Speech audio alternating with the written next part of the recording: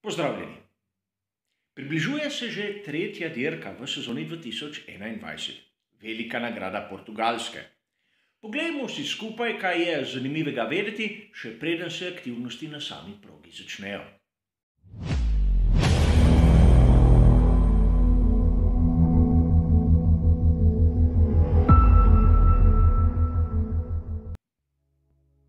Tudi letos je velika nagrada Portugalske vskočila tik pred zdajci. Zasedla je tisti termin, ki je bil sprva rezerviran za veliko nagrado Vietnama, čeprav smo vedeli, da bodo nekatere težave. A čeprav bo komaj drugič dirka na progi Algarve blizu Portimaa, ima velika nagrada Portugalske izjemno dolgo zgodovino v Formuli 1. Čeprav mnogi izmed nas se spominjamo predvsem tistih dirk na progi v Estorinu. In kot ponavadi, tudi tokrat se bom spomnil dirke iz preteklosti, in ker se bliža 1. maj, bom skušal se pokloniti velikemu Ayrtonu Senni, s tem, da vas bom spomnil na dirko velike nagrade Portugalske iz leta 1985.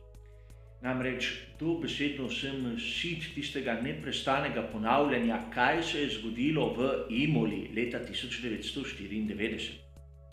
Formula 1 ima tudi ogromno prelepih zgodb, katerih se pa ne spomnimo tako pogosto. In ena izmed njih je ta, ki jo bom vam povedal sedaj. Namreč Ayrton Senna je bil najhitrejši skozi celoten vikend. Na kvalifikacijah je bil več kot 40 hitrejši od tistega, ki je bil drugi, v tem primeru Alain Prost. In ko se je začela dirka za veliko nagrado Portugalske, je deževalo. In kot dobro vemo, dež je bil naraven element za Ayrtona Senno.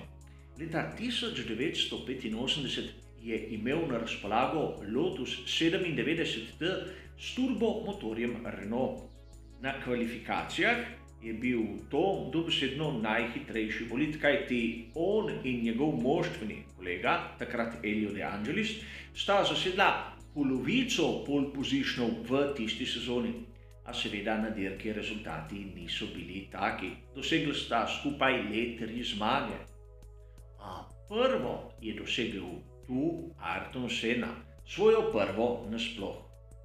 Namreč v tistem deževnem okolju je pokazal vse svoje kvalitete. Prečkal je ciljno črto, njegov prvi zasledovalec Michele Alboreto je zaostal za njim za več kot minuto. Vsi ostali pa več kot za krog. Sam se v živo spomnim, kako si je Ayrton Senna odpel varnostne pasove in začel mahati naokrog, ko se je vozil v tistem častnem krogu in ko je zapeljal skozi pit lane. In ta njegova prva zmaga ima v današnjem zornem kotu še posebej zanimivo mesto. Namreč mnogokrat slišimo, kako je bilo v preteklosti vse popolno. Mnogokrat slišimo, kako so se borili. A veliki Ayrton Senna je tu leta 1985 imel najboljši štartni položaj s prednostjo več kot 4 desetink in seveda na koncu je zmagal z več kot minuto prednosti. Če bi se danes zgodilo kaj takega na dirki za veliko nagrado, bi se dobilo kar nekaj kritikov, ki bi na glas kričali, kako je bila dirka nezanimiva. A tudi ta z Ayrtonom Senno je bila fantastična, kajti samo opazovati njega, kako je obvladal Lotusa na mokri progi, je bila po mojem mnenju čista poezija. A kot ponavadi gre izključno za moje osebno mnenje. A vrnimo se raje v sedanjost in poglejmo si lastnosti proge v Portimao. Zopet se bom skliceval na tiste podatke, ki jih daje Pirelli, da bomo bolje razumeli, kaj lahko pričakujemo tu, kakšne so razlike med progo na Portugalskem in tisto, ki smo jo videli v Italiji, v Imoli. Namreč v Imoli, da vam malce osvežim spomin, smo imeli praktično vse tiste kategorije pod vrednostjo 3. A tu na Portugalskem so se zadeve spremenile.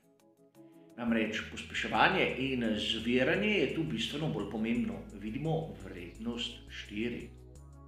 In tudi, če pogledamo aerodinamični oprijem oziroma njegovo vrednost ter stres, kateremu je podvržena pneumatika, bomo ugotovili, da je tudi prav tako 4. Po drugi strani, če pogledamo tisto vrednost, ki določa grubost in oprijem asfalta, bomo ugotovili, da pa je nižja od tiste, ki smo jo videli v Imoli, le 2. In tu bi vam rad pokazal nekaj fotografij asfalta na progi Algarve. Vidimo, da je precej grob, samo tako, da imamo malce boljši občutek, zakaj gre v Formuli 1.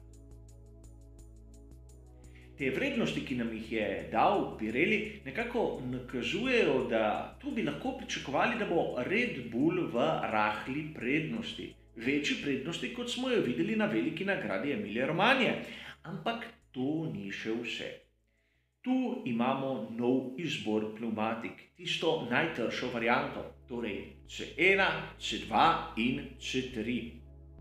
Tista pneumatika C3, ki je bila medium na veliki nagradi Emilia Romagna, je tu najmehkejša in delovna temperatura se je dvignila.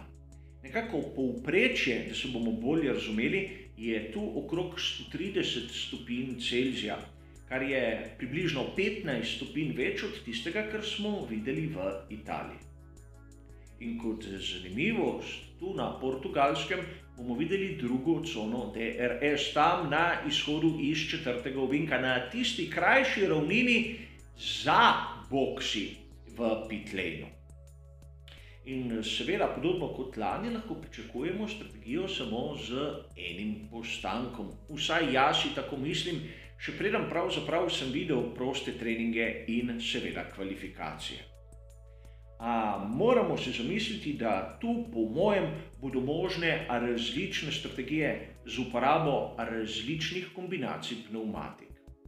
In seveda, pomembno bo tudi vreme, celo ključno, če se mene vpraša. Po tistih napovedih, ki so mi na razpolago, bomo imeli enako vreme v petek, soboto in nedeljo. Sončno oziroma delno oblačno. Temperatura zraka bo v povprečju 17 stopinj, maksimalno bo lahko dosegla 20 stopinj. In mnogi boste rekli, ja, skoraj idealno. Bilo bi, če ne bi bil prisoten veter. Napovedi so dokaj resne. Namreč v petek, soboto in nedeljo je možen veter z hitrostjo okrog 8 vozlov in sunki do 16 vozlov. Kar pomeni prevedeno in malce zaokroženo, konstantno okrog 15 km na uro, sunki do 30 km na uro, oziroma v metrih na sekundo med 4 in 8 metri na sekundo. Če malce vzamemo v zakup, da v Formuli 1 se začnejo skrbi tam pri 3 metrih na sekundo, bomo morali biti izjemno pozorni, kaj se dogaja pri določenih ekipah. In tu mislim predvsem na Williams, ampak tudi tovarniško ekipo Mercedes. In seveda, kot običajno, vas bi rad opozoril, da jutri naš prispevek pred kvalifikacijami bo objavljen malce kasneje. Tudi tokrat bom v živo komentiral na Sport klubu prvi in drugi prosti trening. Zato se bo produkcija prispevka malce zavlekla, upam, da ne boste zamerili. A vseeno vabljeni ste k ogledu. Za enkrat za ta prvi uvodni prispevek bo pa to vse. Hvala za vašo pozornost ter seveda nasvidenje.